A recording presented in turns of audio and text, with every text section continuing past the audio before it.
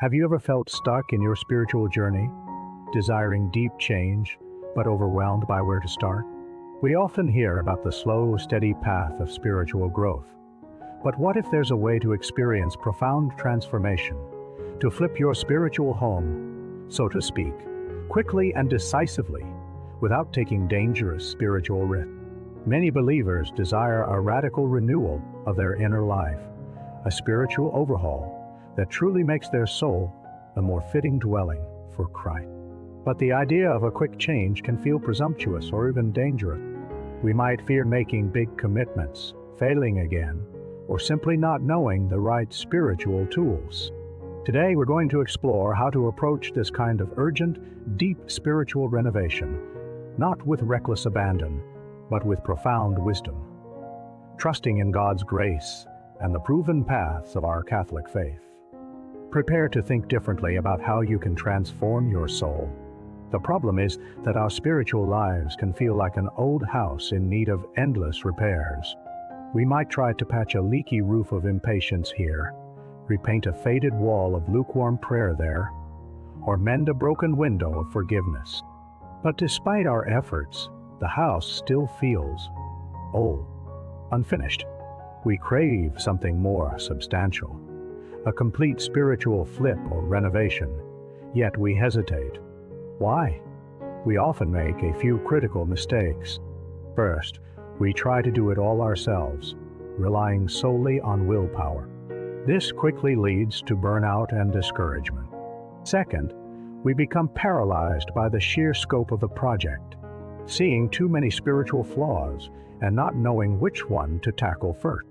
We fear committing to a significant spiritual shift because it feels too risky, too demanding, or potentially leading to failure.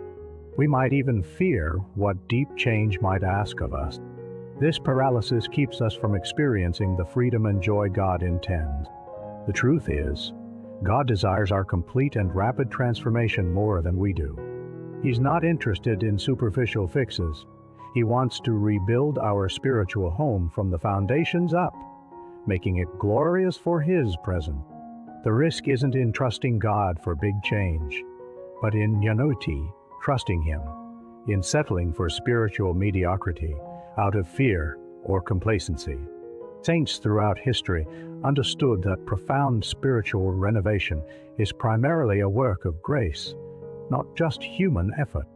They didn't just tinker, they surrendered.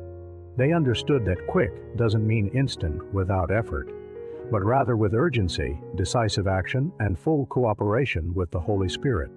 They invited Christ, the Master Builder, to identify the foundational issues, our root sins, our disordered attachments, our deepest fears, and then they trusted Him to provide the blueprint and the power to address them. Their lives teach us that a truly transformed heart is a heart fully surrendered to God's renovating love. So, how do we approach this radical spiritual renovation without falling into common pitfalls? We need a clear faith-based framework. I propose 4 pillars for renovating your spiritual home with prudence and grace. Pillar 1. Prayer of discernment and surrender. Before picking up a single spiritual tool, we must ask God, Lord, what part of my spiritual home do you want to renovate of? What is the most critical area you want to address? Then, surrender the timeline and the methods to Him. This is not about us deciding, but about listening to the Master Architect. Pillar 2. Sacramental foundations. Our unrisky power tools are the sacrament. Frequent confession is our spiritual demolition crew, clearing away the rubble of sin and making space for new growth. The Holy Eucharist is our daily spiritual nourishment, constantly rebuilding us with Christ's own life, strengthening the very structure of our soul. These are non-negotiable for true, lasting renovation. Pillar 3. Targeted virtue building. Instead of trying to fix everything at once, identify one specific vice you need to root out, or one virtue you need to cultivate decisively. Focus your spiritual energy on this foundational area. For example, If impatience is crumbling your inner peace, commit to practicing deliberate acts of kindness and silence for a week. Small, consistent, targeted efforts yield big results when coupled with grace. Pillar 4. Community and spiritual direction. Don't renovate alone. Seek wisdom from a trusted spiritual director, a holy priest, or a seasoned Catholic mentor.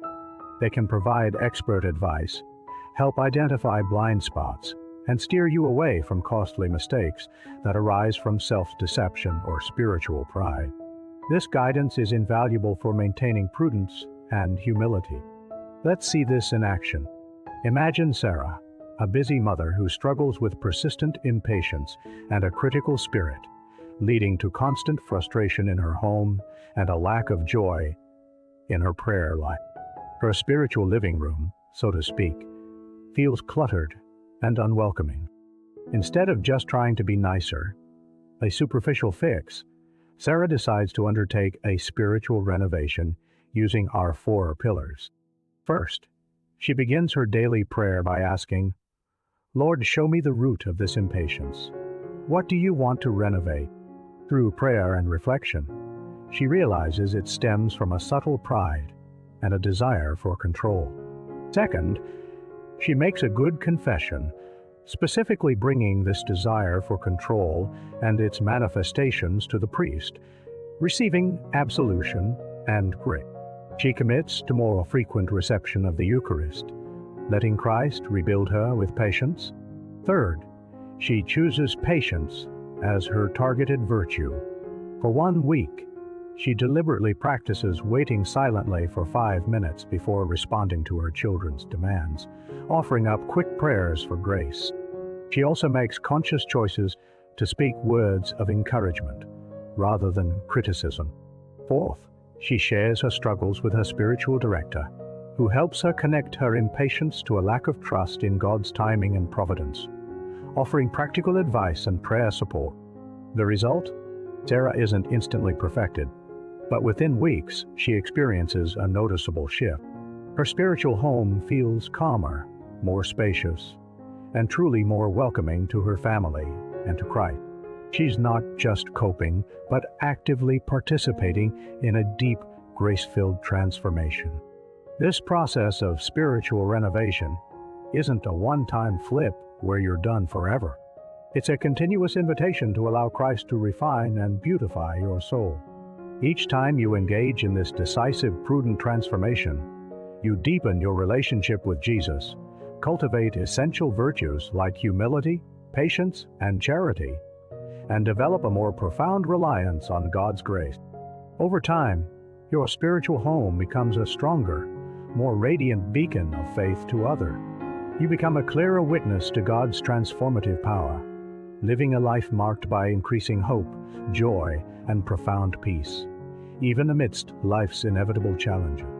You move from merely existing spiritually to truly thriving, dwelling more fully in the love of God. Your spiritual home, your very soul, is precious to God. He longs to dwell there in its fullest beauty.